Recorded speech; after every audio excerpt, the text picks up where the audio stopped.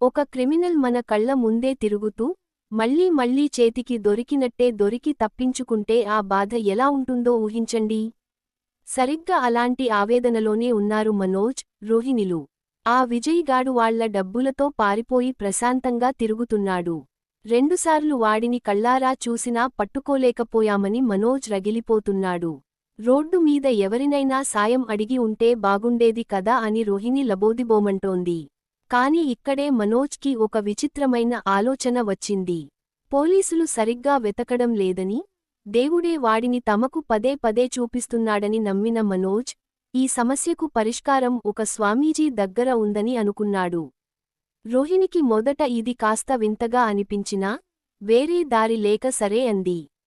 కాని ఇంటికి స్వామీజీని తీసుకొచ్చి అంజనం వేయించే సరికి అసలు డ్రామా మొదలైంది. మన బాలు ఊరుకుంటాడా? ఈ రోజుల్లో సిసి కెమెరాలు పెట్టుకుని క్రిమినల్స్ని పట్టుకుంటుంటే, తమలపాకు మీద కాటుక రాసి దొంగని వెతుకుతారా అని స్వామీజీని, మనోజ్ని ఆటాడుకున్నాడు. మనోజ్ పడ్డ ఆరాటం, బాలు వేసిన సెటైర్లు, చివరికి ఆ స్వామీజీ డబ్బులు తీసుకుని జారుకోవడం. ఇల్లంతా ఒక రేంజ్లో గందరగోళంగా మారింది. బాలు నిజాలు మాట్లాడుతున్నా, మనోజ్ మాత్రం తన కోపాన్ని, ఆక్రోశాన్ని బాలు మీదే చూపిస్తూ శాపనార్థాలు పెట్టేశాడు. ఇంతలో ఇంకోపక్క ఒక అందమైన, కాస్త భయంతో కూడిన ప్రేమకథ నడుస్తోంది. మురళి మనస్ఫూర్తిగా ఒక అమ్మాయిని ప్రేమిస్తున్నాడు. కాని ఆ అమ్మాయికి కుటుంబ బాధ్యతలు ఎక్కువ. తల్లి, తమ్ముడి భవిష్యత్తు తన మీద ఆధారపడి ఉండటంతో, మనసులో ప్రేమ ఉన్నా బయటపడలేకపోతోంది. బైక్ మీద వెళ్తున్నప్పుడు ఒక పోలీస్ ఆఫీసర్ సాయం చేయడం, ఆయన మంచిదనంతో మాటలు కలపడం. ఇలా ఆమె జీవితంలో రకరకాల భావోద్వేగాలు నడుస్తున్నాయి. కాని మురళి మాత్రం ఆమె సమాధానం కోసం ఆశగా ఎదురుచూస్తున్నాడు. రాబోయే శనివారం గుడి దగ్గర తన ప్రేమకి ఒక తీపి కబురు దొరుకుతుందని ఆశిస్తున్నాడు.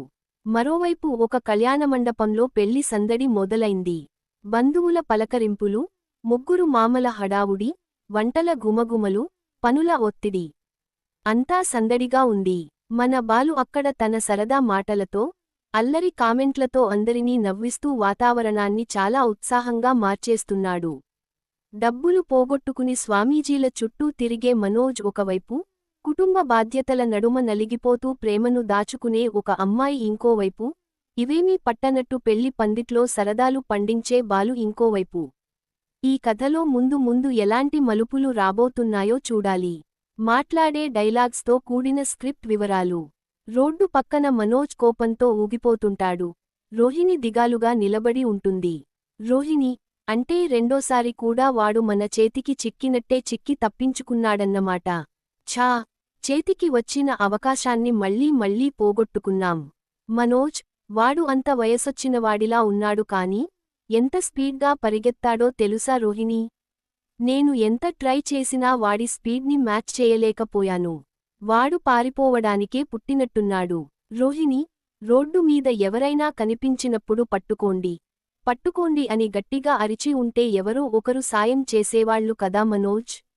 మనోజ్, ఆ రోజు నాకు యాక్సిడెంట్ కాకుండా ఉంటేనా, వాడి పీక పట్టుకుని మన డబ్బులన్నీ కక్కించేవాడిని. నా బాధంతా ఏంటంటే, వాడు మన కంటికి కనిపిస్తున్నాడు కానీ చేతికి మాత్రం దొరకట్లేదు. రోహిణి, అంటే వాడు ఈ ఊర్లోనే ఎక్కడో తిరుగుతున్నాడు మనోజ్. మనోజ్, అవును. పోలీసులు గనుక సరిగ్గా వెతికి ఉంటే ఇప్పటికి పట్టుకునేవాళ్లు. వాళ్ళు నిర్లక్ష్యంగా ఉన్నారు. మనమే ఏదో ఒకటి చేయాలి. రోహిణి, అవును. దేవుడు రెండుసార్లు వాడిని మనకి చూపించాడంటే ఏదో ఒక రోజు ఖచ్చితంగా మన చేతికే చిక్కుతాడు. మనోజ్, అది సరే గాని, ఈ విషయానికి ఆ బాలుగాడికి తెలీకూడదు. రోజుకి 4 చోట్ల తిరిగే వాడు మనకంటే ముందు వాడిని పట్టుకుంటే, జీవితాంతం క్రెడిట్ మొత్తం వాడే కొట్టేస్తాడు. పైగా ఆ డబ్బు వాడు మనకిస్తాడన్న నమ్మకం నాకు లేదు. రోహిణి, నిజమే మనోజ్, ఆ క్రెడిట్ బాలుకి వెళ్ళకూడదు. కాని మనం పనులన్నీ పక్కనబెట్టి ఎలా వెతుకుతాం? మనోజ్, నా దగ్గర ఒక అద్భుతమైన ఐడియా ఉంది. వెంటనే మనం ఒక గొప్ప స్వామీజీని కలవాలి. రోహిణి, స్వామీజీయా?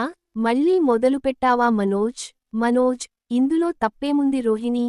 దేవుడికి, భక్తులకి మధ్య దారి చూపించేది స్వామీజీలే. కూర్చొని ఏడవడం కంటే ప్రయత్నించడం మేలు కదా. బస్ స్టాప్ దగ్గర ఒక అమ్మాయి నిలబడి ఉంటుంది.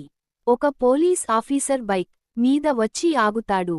పోలీస్: ఎక్స్క్యూజ్ మీ, బస్ ఎప్పుడు వస్తుంది? అమ్మాయి: ఇప్పుడే ఒక బస్ వెళ్ళిపోయిందండి. మళ్ళీ ఎప్పుడొస్తుందో తెలీదు. పోలీస్: ఎక్కడికి వెళ్ళాలి? రండి, నా బైక్ మీద డ్రాప్ చేస్తాను. అమ్మాయి: వద్దులేండి, నేను వెళ్ళిపోతాను. పోలీస్: నేనంటే ఇష్టమా కాదా అని అడిగి మిమ్మల్ని ఇబ్బంది పెట్టనండి. కేవలం సేఫ్గా ఇంటి దగ్గర దింపుతాను, అంతే.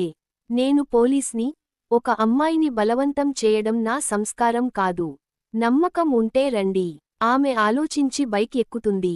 పోలీస్: థాంక్యూ, నన్ను నమ్మినందుకు. అమ్మాయి: నేను మిమ్మల్ని నమ్మి రాలేదండి, బస్సు రాదని వచ్చాను. పోలీస్: కారణం ఏదైనా మీరు సేఫ్గా వెళ్తే చాలు. అప్పుడప్పుడు కాస్త నవ్వుతూ ఉండండి, చాలా బాగుంటారు. మరోవైపు మురళి, బాలు మాట్లాడుకుంటూ ఉంటారు. మురళి: బాలు అన్నా, నీ ప్రేమ కథ పెళ్లి వరకు వచ్చింది. నా ప్రేమేమో ఇక్కడే ఆగిపోయింది. నేను ఎంత తిరిగినా తను కొంచెం వెయిట్ చేయండి అని తప్ప ఏమీ చెప్పట్లేదు. బాలు: రేయ్ మురళి, ప్రేమలో తొందరపడే వాళ్ల కంటే ఎదురుచూసే వాళ్లకే విలువ ఎక్కువరా. నీ ప్రేమలో నిజాయితీ ఉంటే తను ఖచ్చితంగా ఒప్పుకుంటుంది.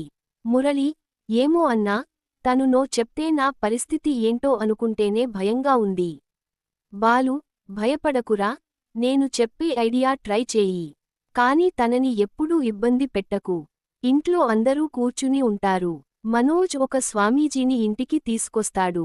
మనోజ్: అందరూ రండి. వీరు గొప్ప దైవోపాసకులు.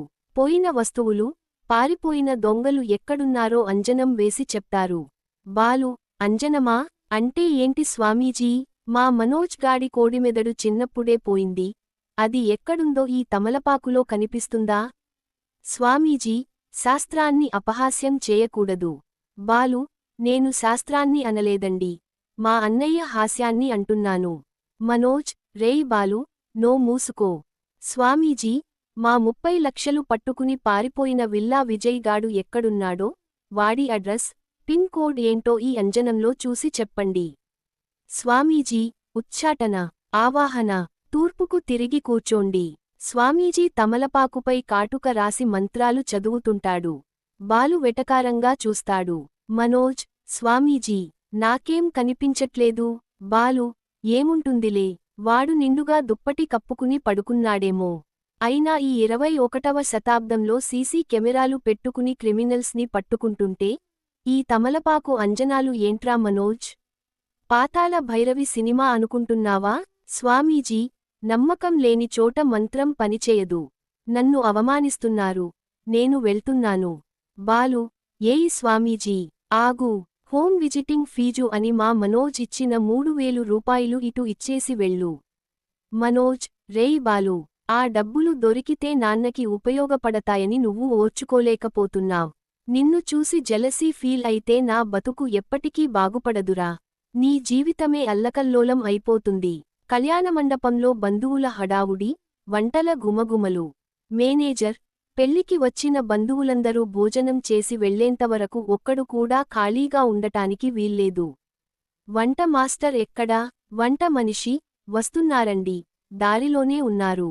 మాణిక్యం: రంగారావు గారు, ఏర్పాట్లన్నీ అద్భుతంగా ఉన్నాయి.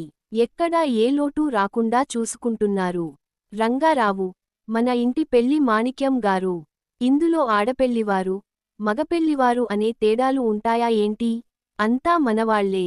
బాలు: హలో మామలు, ఇడ్లీలు వెన్నపూసలా కరిగిపోవాలి, కారప్